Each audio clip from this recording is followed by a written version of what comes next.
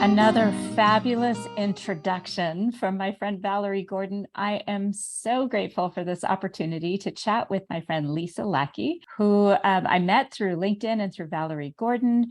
And you are going to really enjoy this podcast episode. We are going to dive into some really fun stories. Lisa, thank you so much for joining me today. Thank you so much, Sarah. Well, one of the reasons I immediately wanted to have you on my podcast was after our first conversation, you said something that really kind of, it tickled this thought that I've been having in my head for at least 10 years about authenticity, and that it's malleable, that authenticity isn't a rigid thing, and that you have to allow for transformation. And if you have this rigid idea of what your authentic self is, then you have no room for transformation. And in our first conversation, we were talking about how you were transforming from your previous career into what you're looking for in the next iteration of this adventure that we call life. And I'm just so eager to kind of dive into that aspect of where you are. Well, I'm flattered that you're interested in how I am transforming.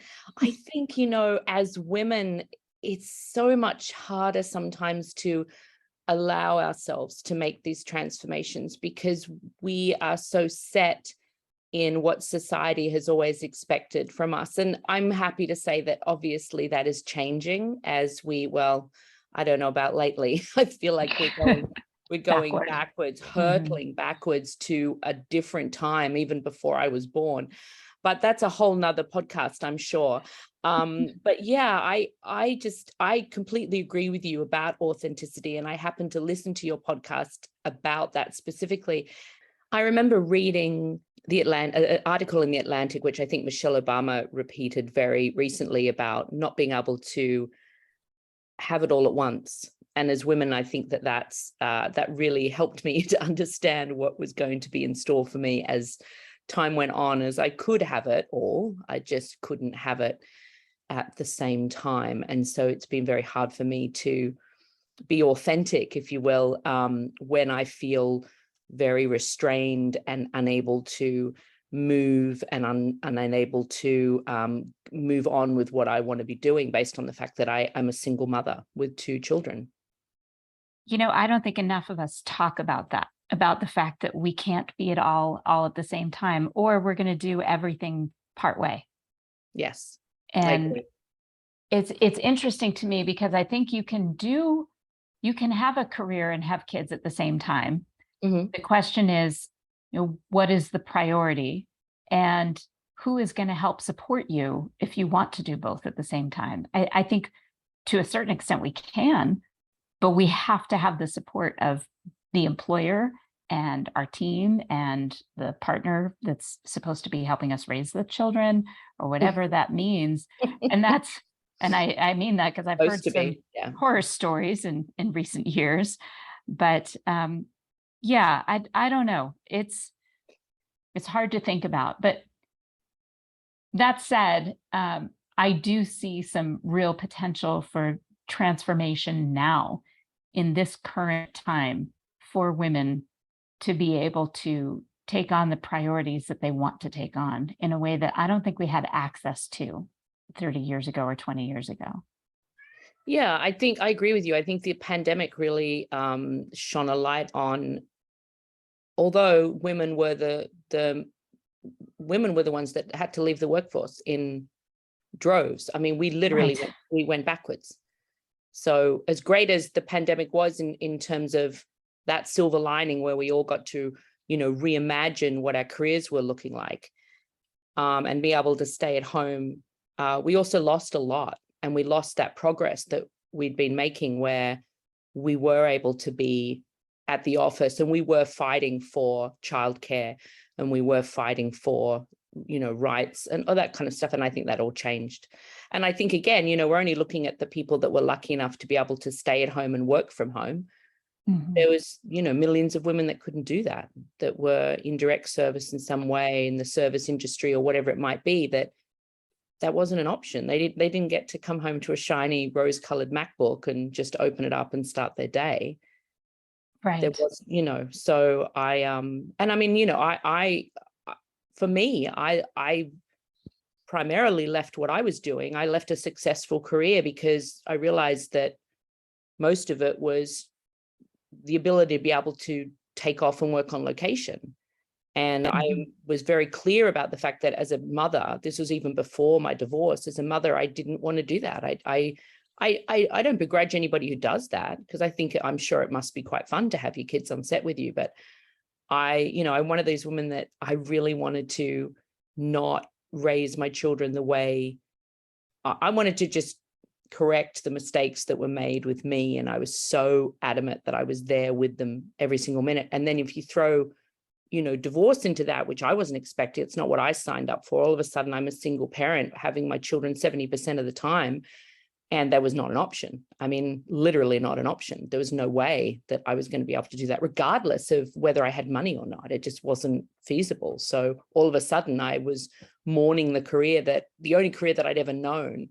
And I was right at the height of my career. That was the hardest part. I was right there, just ready to soar and be able to then give myself the freedom to do all the other things that I was interested and passionate in. And that just came to a absolute standstill very fast. It's kind of amazing how divorce and that's a transformation conversation all its own, isn't it? I think they all are. Everything we've talked about could all just be one whole series of podcasts. Exactly.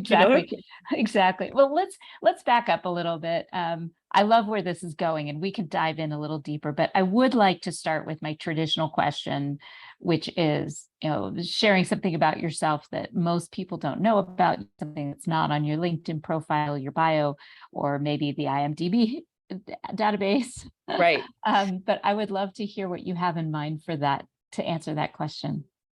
Yeah, I think I really struggled with this one because I knew ahead of time that I would have to answer this, and I had to ask people. I had to say to people that were very close to me, what is something surprising about me that you found surprising when you first met me?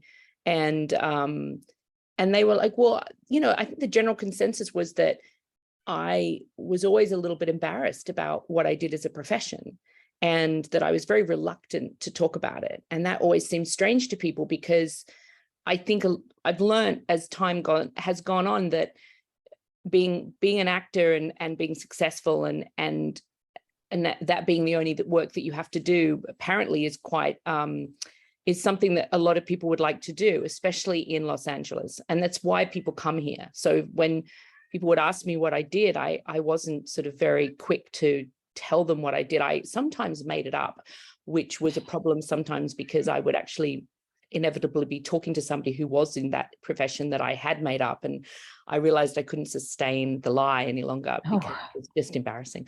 Ouch. but I think that I think the thing that I think my trip to Africa is the thing that people go, you did what? And it's, even to this day, when I talk about it, they say, why did you do that? Why, what made you want to do that when you were, in the middle of, building a career, and you decided you just wanted to completely leave and tell everyone that you were going, and you went off and you did this volunteer trip by yourself into the middle of nowhere in West Africa. And that, ironically, was the very trip and the very experience that completely turned my life around and made me understand that why I possibly was embarrassed. So I didn't know that at the time, why I was embarrassed to say I was an actor. And then once I was there, I realized, oh, I think I understand this now, because talking about authenticity, I realized that possibly what I was always felt so embarrassed about was that I wasn't being authentic and I agree that we can be authentic in different ways. We're not fixed in our authenticity, but for me at that time in my life, I wasn't being authentic. Does that make sense? It absolutely makes sense. And I'm not surprised by that, by your discomfort at sharing what you did for your career. I understand it. I appreciate it, I guess is the word I'm looking for. I can appreciate that discomfort of telling people I'm an actor, especially because I know a lot of us out there who do unusual things like the communication work that I do with people. I had to come up with a word to describe what I do, and the word coach just happened to seem to fit. But to this day, I hesitate when people say, "What do you do?" And I say, "I'm a coach," and they assume that it's life coach. And that is there are people who do a phenomenal job at that with that title. But man, it has come across as with such negative connotations in the last few years, a life coach, because there's no licensing around it. You can call yourself a life coach and have zero credentials, Right. and nobody can do anything about it. I mean, Right. it's a buyer beware situation. So this, I think a very similar thing could come across with actor, unless then you'd have to go into all this depth about the successes that you've had. Otherwise, the word actor could mean anything, really. No, And lots of people absolutely. call themselves actors. Absolutely. And I think there's such a stereotype. And I found that when I came to LA, because I'm Australian, you know, Australians were the flavor of the month at that time. We were all coming over in droves. And you know, so it was it was just always hilarious to me that I was just one of the many Australian actors that was, you know, I was accused of taking people's jobs. I was accused, and I always felt like I had to explain myself. I had to explain the part about the fact that I, you know, had to prove that I was an alien of extraordinary ability, which was ridiculous in and of itself. And I had to prove that I was in the top 1% of my profession, which I always thought was very funny, because you didn't have to prove that you were really good at what you did. You just had to prove that you were very popular. And you had to, right. And so there was no credibility attached to this. It was simply that you had to have collected enough publicity and won enough awards, if that was what you were doing, that you could prove that you had the highest profile in the top 1% of your profession in that country. Didn't matter what you were doing. And also it was a timing thing. You know, I came over here before 9/11, and after 9/11, it was very hard to get a green card. And I watched everyone else I knew marry people to get one. I shouldn't be saying that, but that's what people did back then. And, you know, and I always had to feel like I had to defend myself. It's like, no, I feel I did earn this, and I feel I'm here legitimately. I'm paying my taxes. I don't want to take anybody else's job. I just want to work. I haven't got a competitive bone in my body. I don't want to win an Oscar. I just want to work as an actor. That's all. But I hated having to do that every time. And I think that stereotype that actors are neurotic and they drink too much and they just want to be famous. And I think, unfortunately, now with social media, that it's so much harder to defend yourself, because that seems so prevalent now. Well, it's the whole squeaky wheel thing. Right. What we know of Hollywood are the most famous actors that are in the tabloids all the time and in the news all the time. And we rarely see the actual working actors that are going to work every day and doing their thing and coming home and living a relatively normal life when it comes to paying their bills and living in a home and having kids. And we don't see a lot of that. I think of it also in terms of like how people stereotype people from a different country. You know, people say, "Oh, those people in Paris are so rude." And I'm like, have you ever been to Newark, New Jersey? I mean, you think Paris is rude? Try going to Newark, New Jersey. And because they're just not exposed to enough, and stereotypes exist for a reason, and it's for that small percentage that fit it. Yes, I agree completely. Yeah. So I hear you. And I love that answer, because it does continue our discussion about transformation and authenticity, because when you decided it was really time, and you had to because of the divorce and raising children, what was the first thought when you thought, well, if I'm not going to act, this is what I want to do? Well, that wasn't hard because I'd already been to Ghana. So I'd been to Ghana before this. And the only reason I came back and kept acting was because I was very lucky that I just kept getting work. And I thought the business acumen in me was saying, keep working while it's so easy, and try and raise the money that you need to raise to eventually be able to walk away. And this is when everything was fine and normal. And I was just, I had my little boy and everything was just perfect. And then I had my other little boy and everything was just perfect. And then all of a sudden it wasn't overnight. It wasn't perfect. And so I had to think very quickly, but I'd already started going to school. I had never gone to college. I left home when I was 17, and I had always worked at something by myself. We didn't have any money. I had to support myself. So I knew how to do that. And I thought to myself, I'm just going to keep going. I'm going to keep, putting money aside and keep doing that. And so I was, and this is a whole nother conversation about authenticity and about the stories we tell ourselves and what we believe to be true based on the stereotypes that we grow up with, or the stories that other people have told us about ourselves. And I had always told the story to myself that I wasn't very bright, that I wasn't very clever, because I hadn't done particularly well in high school. And I had, was going through a lot of family trouble, and I couldn't concentrate. I just wasn't interested in school. I had been an actor since I was so young that I was convinced that not only was that what I wanted to do, but it was more that it was the only thing I knew how to do. I was convinced that it was the only skill that I had, because somewhere in my childhood I had started to, or I was asked to perform in some way, way back before I can even remember. So really it was the only skill that I had. And I did love it. I loved performing. I loved being on stage. I loved singing, was my first love. Singing was all I wanted to do. I wanted to be a singer, but I didn't have the money or the training or the background. So acting was the next best thing, and it came easy to me. So that's what I did.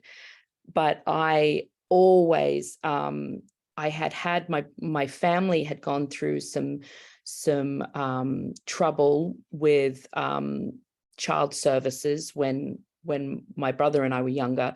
So I was always somehow involved with that piece of I think what you call over here, I think it's Department of Child Services or something like that. But that had been a big part of my life. So there was another part of me that really wanted to give back. I always wanted to advocate for children that couldn't advocate for themselves. But I put that aside often because it just didn't sort of work well with the other stuff that I was pursuing or doing, but it was always there. And so when I had my first son, I decided to take myself off and hopefully get a degree, because I really felt that if I was ever going to do this in the future, which I had planned to do, I wasn't going to be taken seriously, because I really felt like I was just a stupid actress. That's all I thought. And that was constantly being reinforced by the time I'd come over here, because that's what people thought of actors, that we weren't very bright. We were just actors, and I'd also come from a very short modeling career. So that didn't help, because I had that enforced. And I always thought that was a bit of a joke. I was always, someone that thought someone's going to make a phone call and say, we're really sorry, we've made a bit of a mistake. You actually are not the person we're after. And I would joke about that all the time, because I don't know if it was just being Australian, but I was always very self-deprecating, and I didn't really fit that mold of, having a lot of, ego or vanity or all of that sort of stuff. So I always thought that someone was just going to tell me that there'd been a mistake. I thought that with, I luckily didn't have to do it for very long. Although it was fun, but I just never took it seriously. And then once my acting career began in Australia, I was able to leave it behind, but it's always sort of stayed with me. So I was so worried about what people would think. And I thought if I ever wanted to, get involved with any type of social impact or nonprofits, I mean, they would just look at me and go, what on earth do you possibly think you could offer us? And that narrative stayed with me. I honestly believed that until I met this wonderful guy who had already started his own nonprofit in New York. And I'd said to him, I want to go out of my comfort zone. And I really want to, and this was way before I had kids, way before I met my husband at the time. And I said, I want to go somewhere where I'm scared to go. I want to go somewhere where I feel I can help, but I don't think I'm going to be of any value. And he just looked at me and he said, what are you talking about? And I said, well, what could I possibly offer? I'm not a doctor. I'm not a teacher. Like, how do I go to these places and offer anything? All I am is an actress with no education. And he just said, no, you go with your heart. You just lead with your heart. That's all you have to do. Get on the plane, find an organization you feel you're going to be safe in, go demand what you need to make that, to make yourself feel comfortable, and lead with your heart. And I was just like, oh, we can do that. That's a thing. Yes. And I did. And then that just fueled, when I got back, I was like, oh, I got to go and get a degree. I don't even know what I'm getting a degree in, but I need to, it was so broad. My interest was so broad, but I knew I wanted to do something to do with kids and also with women. I was so enamored by the women that I met on this trip that had so much hardship, that were living in, absolute poverty all the time. And yet to this day, seriously, that 6 weeks, I met the happiest people I've ever met in my entire life. Isn't that surprising? And yes. And they had nothing except themselves and their family and their culture. And they just seemed to love life. It was just unbelievable to me.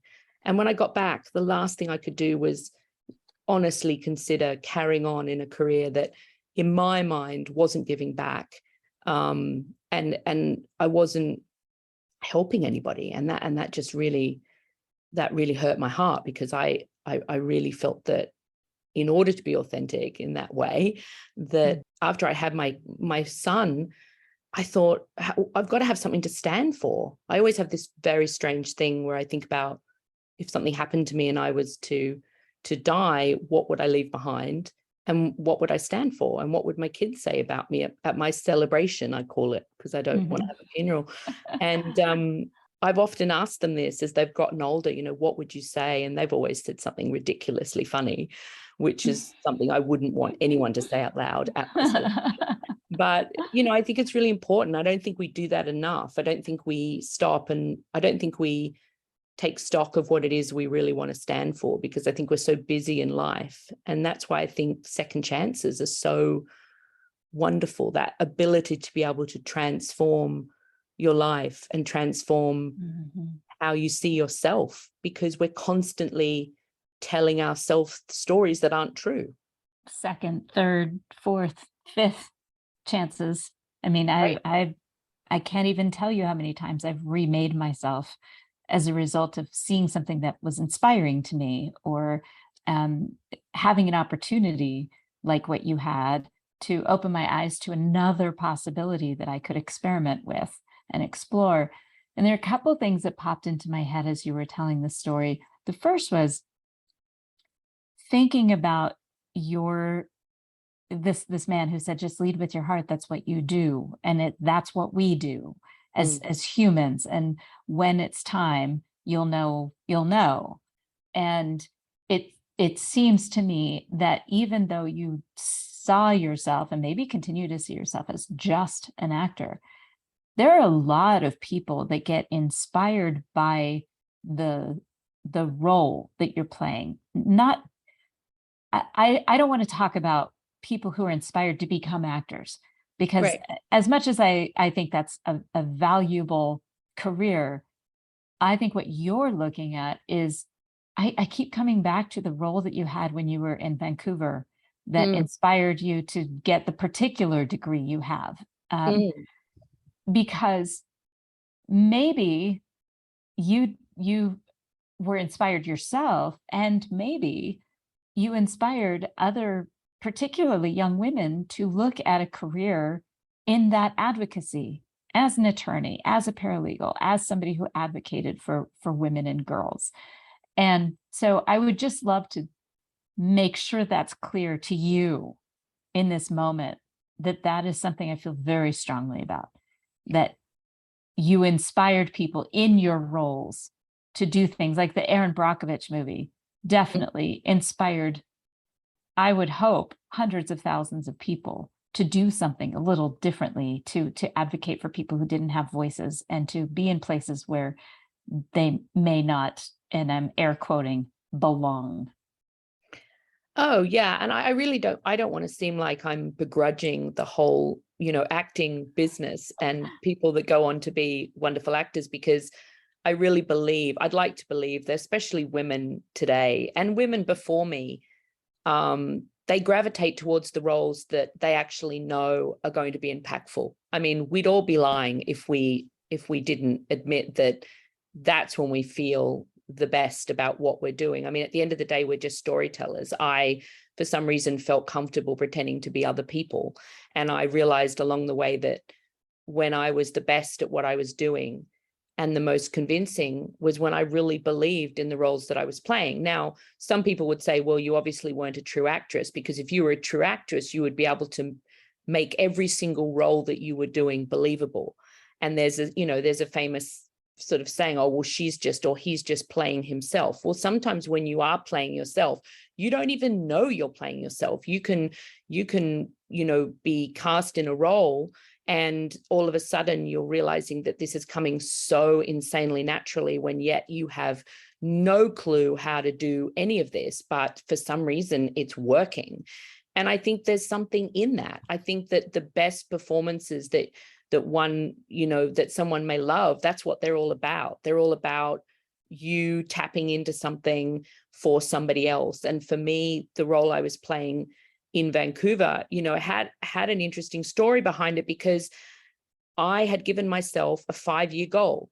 And in that 5 years, if I hadn't have got my own series that I was the star of, or a sort of a film, I guess, that was going to catapult me into something else, that was it. I was going to quit.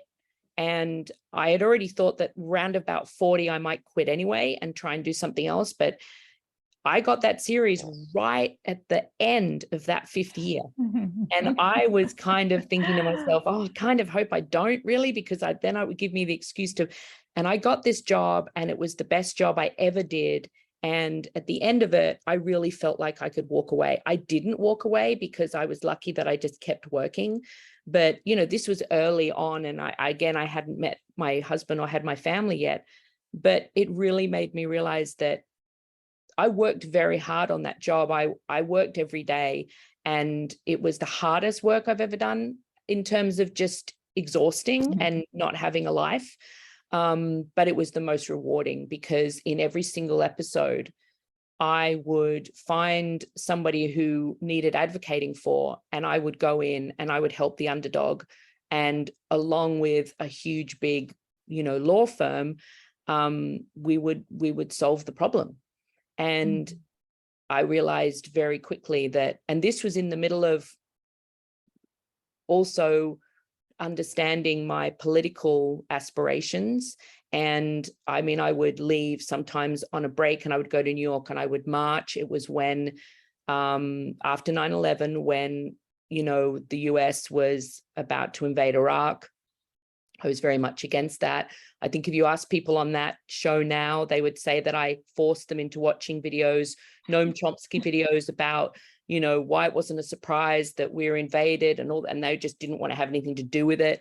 There was like, Lisa, it's lunchtime. Let us just please have our lunch. And that's when I started to realize, oh my, I'm not meant to be doing this anymore. I'm very grateful that I have this platform, but there's so many other things I'm interested in, and there's so many other things I want to learn about.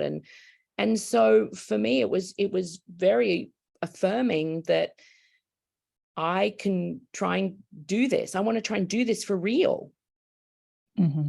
Yeah. I don't have the time to get a law degree, but I can help, I feel, at least try. Yes.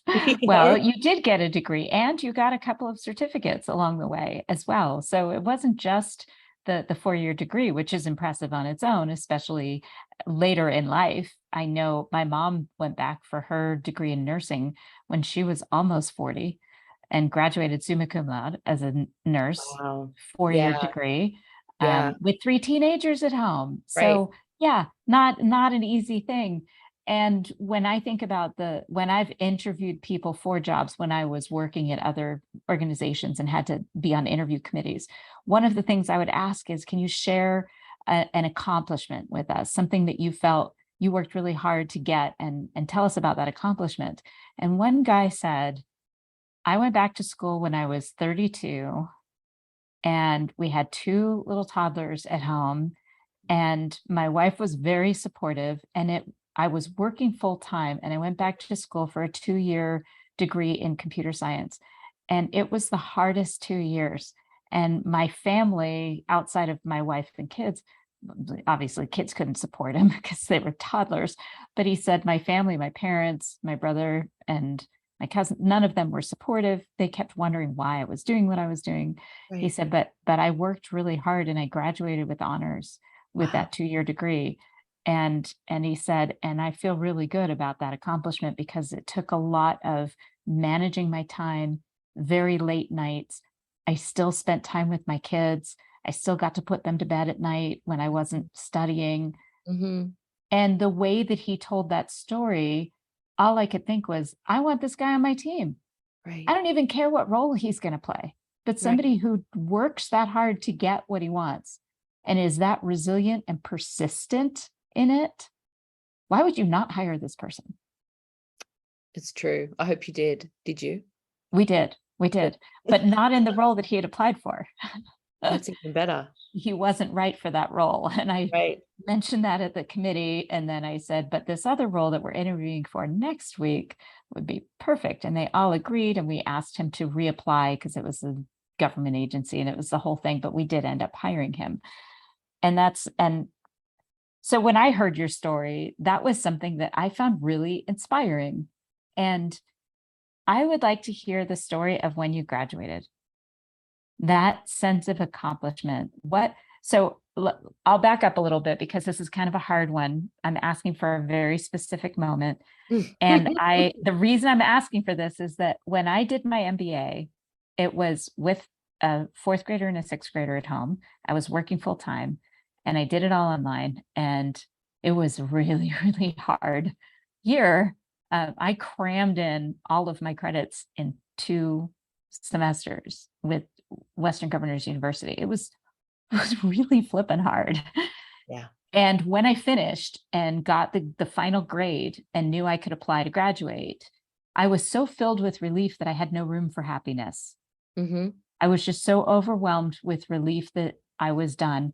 And then it was that secondary, oh my gosh, did I finish everything? It just doesn't feel right to not have this to be doing while I'm working and raising children. But it wasn't until I actually walked on the stage, which my husband and my mom and my boss at the time said, go down to Salt Lake City, do the graduation. Otherwise it won't feel real. You need that conclusion to this period of struggle. And so I was like, okay, it seems silly because I did the whole degree online, but okay. But then I could meet my mentor who had stayed with me every week through that year. Every week we would talk and she would listen to me pull out my hair, and sometimes a little teary and sometimes just really, really joyful. So I did get to meet her, but it wasn't until we were on our way back. So it's about an 8-hour drive from Salt Lake City to Helena. And it was pitch dark outside. We're going up this hill, leaving the Ogden area. And the 2 boys were asleep in the back seat. My husband was mostly asleep. And I remember this vividly. I had this moment where I'm looking in front of me. It's gorgeous night sky, totally clear. You can see all the stars. It's Utah, so it's super dark. And all of a sudden I had this burst of joy, this realization that I did it. I accomplished this, but I needed that moment by myself in that dark moment to own it, to Mm-hmm. realize it, and to say, you did this, Sarah. this is really good. This is important. You talked about doing this degree for 15 years and you finally just buckled down and you did it, and you did it really well. But it took that moment. So what was your moment? Well, first of all, congratulations on you achieving that, because it is really hard. And it is very hard as when you're a parent and you feel, I mean, I've born with guilt. I have guilt about everything. And I always had guilt that I wasn't paying enough attention to my kids, or I wasn't this. But for me, there was a lot of different moments. I didn't walk. And I think it had a lot to do with the fact that I felt, I don't know what it was, why I didn't walk. I just didn't want any fanfare. I don't know why. I don't know why. I really don't. I mean, that's something I'm going to have to sit in for a little bit and figure it out. Mm-hmm. But I do have to say that my friends weren't very happy about it and thought that it was very unusual, but possibly kind of not surprising at the same time, knowing me. The typical Lisa thing. Yeah, it was a typical Lisa thing. And I had a very dear friend who insisted that we were going to celebrate in some way. And that was important. I had to celebrate. I had to acknowledge the fact that I had been to hell and back, and I'd gone through a divorce. I was a single parent, and it took me 5 years to complete a degree. And I learned a lot about myself along the way. It turns out I'm not stupid after all. I'm actually quite bright. That was really... Any of us who know you could have said that, but that was really you had to learn incredible. It yourself. That was incredible to have, speaking of mentors, to have people that believed in me. I'd never had that before, ever. Mm-hmm. And I'd never had anybody that I felt was proud of me. I'd never had anybody who would fight for me or stand up for me. I just didn't have that in my life. So it was very, very indicative of, it was just very important to me that I finish. And when my friend said to me, we're going to have a celebration, what do you want to do? And I said, I just want to dance. And I said, I want to go somewhere like back in the 80s where we'd go somewhere and we'd dance. You know? And I was never a big drinker. I never took drugs. I was really square.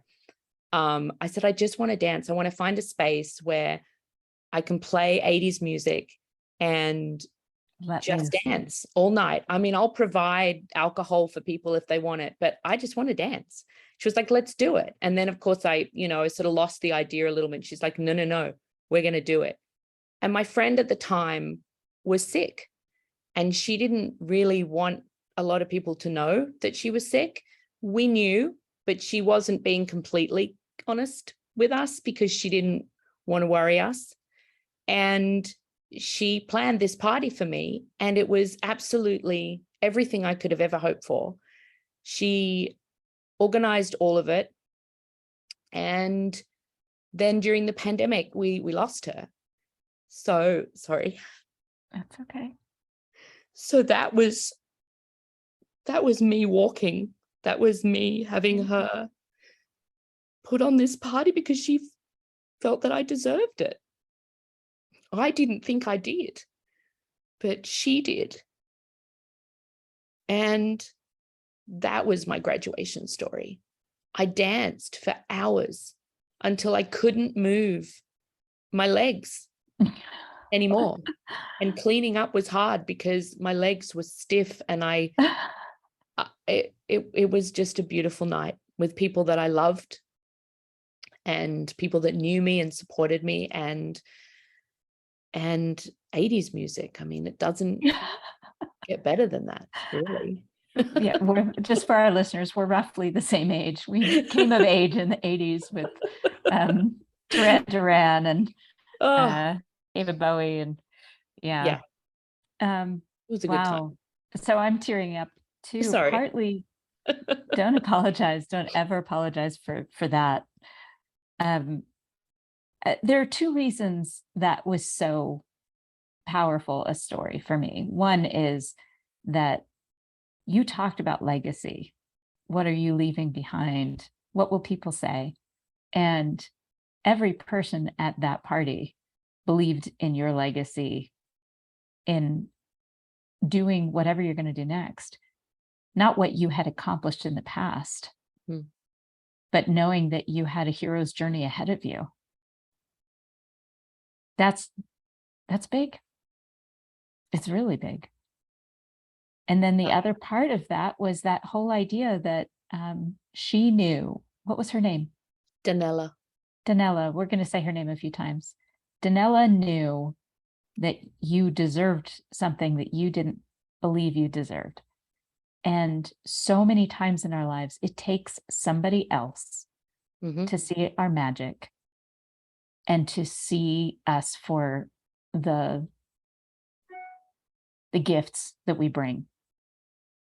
Yeah, absolutely. I would say 90% of the time, especially up until we're in our 40s, I feel very strongly about that most of us don't know. And I am reminded of something I read a few years ago, and I have no idea where I read it. Otherwise, I would absolutely, offer some sort of citation on the show notes. Right. But it was basically that when the hero begins his journey or her journey, they don't know they're the hero. No one in their circle necessarily knows they're the hero unless they're Gandalf, right? Right. Unless there is some seer, which in the real world, that doesn't happen. Steve Jobs, he knew he had something greatness in him, but no one around him necessarily knew that. And he didn't actually know what that was going to look like until something happened, until he looked back at it.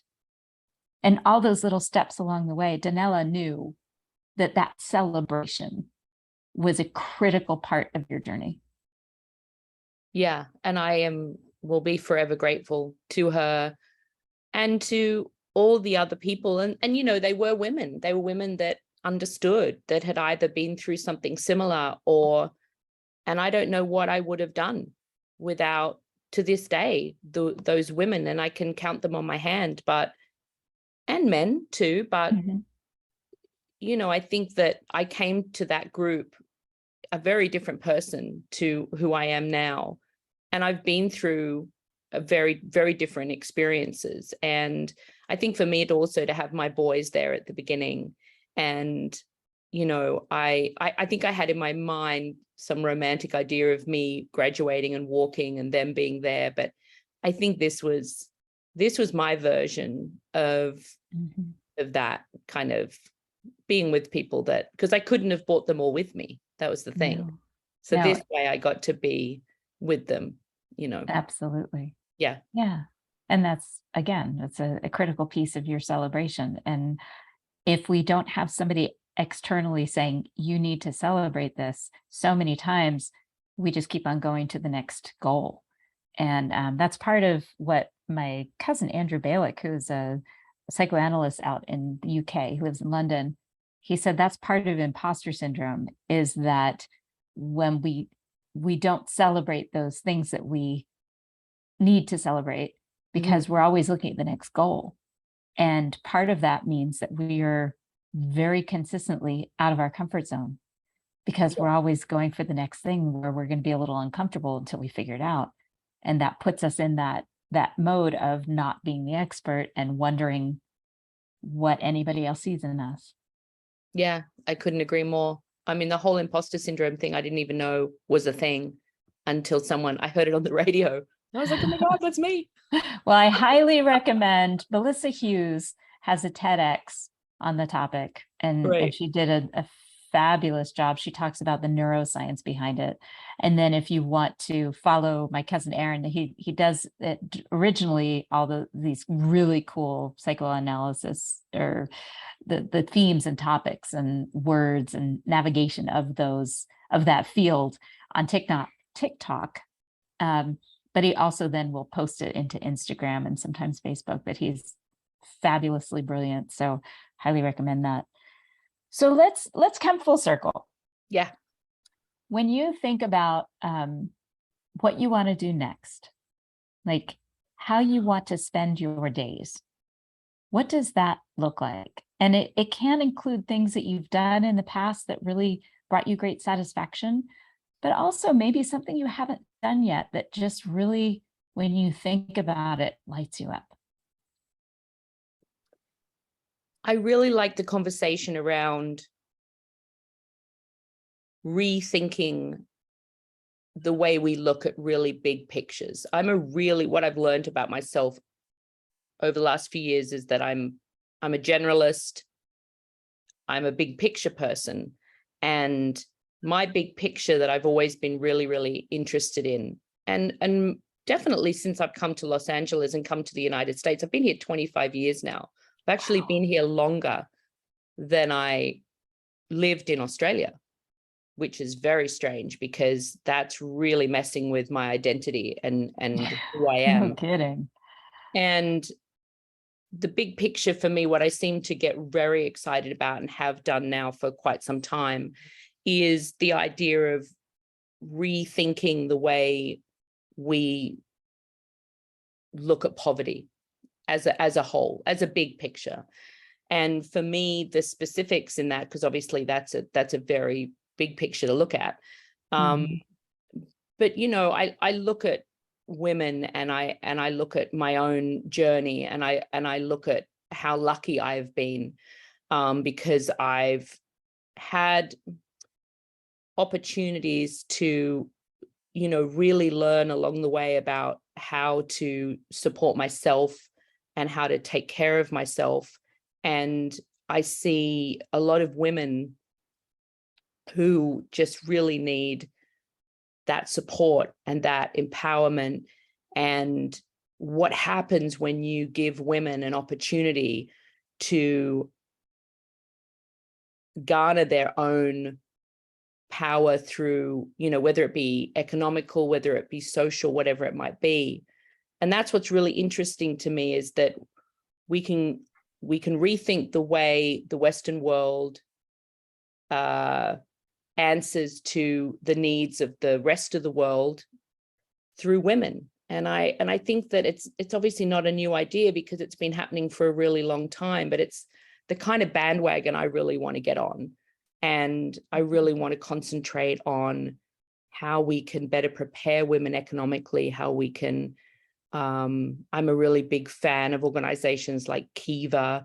I've been a Kiva lender for a long time now, and I really believe in supporting women's ability to be entrepreneurs. I think that when we look at the climate crisis, we have to support women because they are a huge piece of being able to work through that. I think when we look at poverty, we have to look at data. We have to rethink how we direct a lot of funds to women. And I think on the local level, we can do the same thing, but we need to be consistently empowering women to understand that they can support themselves. And we're still really far behind when it comes to the fact that we need to empower women to be independent. And how do we do that? When we're still living in a man's world that is still we're still very much, entrenched in a patriarchy. And that doesn't seem to be getting any easier as we, It doesn't move forward, we move backwards. What I'm hearing from you is not necessarily the role you played in the show in Vancouver. What was the name of the show, by the way? Oh, it was called Just Cause. Just Cause. It sounds familiar. I think I might have come across it, but I'm going to have to find it and put a link somewhere in the show notes. Pretty funny now watching it because it's a bit dated, but it still has a good message. It's with the wonderful Richard Thomas, who was John Boy Walton. Yes. Wonderful. Yeah. We'll definitely put a link to that in the show notes at elkinsconsulting.com, along with a link for our listeners to connect with you, Lisa, on LinkedIn, because I know they'll want to learn more about your background. But I just want to come full circle and make sure we're really clear. It seems to me that where you would fit best in terms of a nonprofit or an agency addressing poverty, particularly focusing on programs with women and children, women and young girls, is really at the level of facilitation and connection. So making sure the right people are talking to each other, understanding the way that we can more effectively and efficiently use funds, because there's so many different pockets and programs out there that aren't talking to each other. And I think that's one of the biggest issues we have in our country, is that there are nonprofits popping up everywhere that are serving all this very similar populations, and they're serving them in different ways. But when we don't talk to each other, we can't have a holistic, big picture approach to the issues. Yeah. I think the Western world likes to tell people what they need. And I think that's the biggest problem that we have, is that we've spent many years, hundreds of years. I mean, colonization was, the beginning of it all. We, burst in and told everybody that this is how you're going to live now. This is the religion you're going to live by. And this is what we're going to take your children away, and we're going to do this and we're going to do that. And unfortunately, we're still doing that to a point. And then there are amazing women. I was talking to an amazing woman the other day, Mallory Brown, who goes out literally and goes on the ground and does flash funding and crowdfunding and links to these organizations, that she's right there. She's walking hand in hand with these women and talking about, and I think social media is really powerful in that sense, that now we can hear people's stories directly, and we can hear the stories of women, and we can find out what it is that they need, and we can sit at the table with them and ask how we can support them rather than telling them what they need. And I think that's the foundation of how we can change the way we. I can see you doing program development with an agency, really understanding, being very resourceful. You are a very resourceful person. You understand pretty quickly what information you need to collect and who needs to be at the table to make something happen. I also really enjoy collecting the information. I get very excited about. That's why I'm a big promoter of education, because I got my degree in my 40s, and I think we're always learning. And, I was reading a post the other day about people wondering whether college is still important. And I ended up writing back, very fervently, because I just believe that, even if my degree doesn't make me a lawyer, or doesn't make me a doctor or a teacher or whatever it might be, I would not give back those 5 years for anything. They were the most extremely important and wonderful years of my life. And it not only taught me so much, but it was just education is so beautiful and so valuable. I think where we get wrapped around the spoke is when we talk about higher ed as an overall overarching thing, when it really depends on the higher ed. My experience in higher ed has been all very positive. There are lots of people that have been totally messed up by it. They've gone to private schools and gotten into such serious debt. They had really bad advisors. They didn't go in with the understanding of what they were getting into. And so I think it's just so critical right now that people talk through what they want out of their education, and sometimes be open-minded enough to go in to know this is what you want, and these are the other opportunities that are going to come toward you. So don't close off your eyes and ears to other possibilities. Right. Yeah. And we have to support women so that they can go back to school or go to school. And we have to, be constantly working on childcare and making that possible, especially for single women, and especially for women that have children that can't, that don't have somebody there to stay at home with the kids while they go off and learn. And, online is great, but also being in person at school is really special. Agreed. Lisa, this has been such a pleasure, as I knew it would. Yes, and I'm been great really fun. Thank you. Grateful for your time today. For our listeners, as I mentioned, Lisa's contact information via LinkedIn will be in the show notes associated with this podcast at elkinsconsulting.com. Lisa, thank you so much. Thank you, Sarah. Thanks for listening to Your Stories Don't Define You, How You Tell Them Will. I'm putting some finishing touches on a new course, Get the Offer, Job Interview Storytelling, that will be available online in early fall 2022. It is so important that this course is truly relevant, helpful, and useful for my clients. So I'd love your help. Would you please email me at sarah@elkinsconsulting.com or complete the form that's linked on the blog post associated with this podcast episode to add your ideas for the course? I'd love to know your biggest challenges when it comes to job interviews, so the content of my online course is exactly what you need. I appreciate your help. Thanks in advance.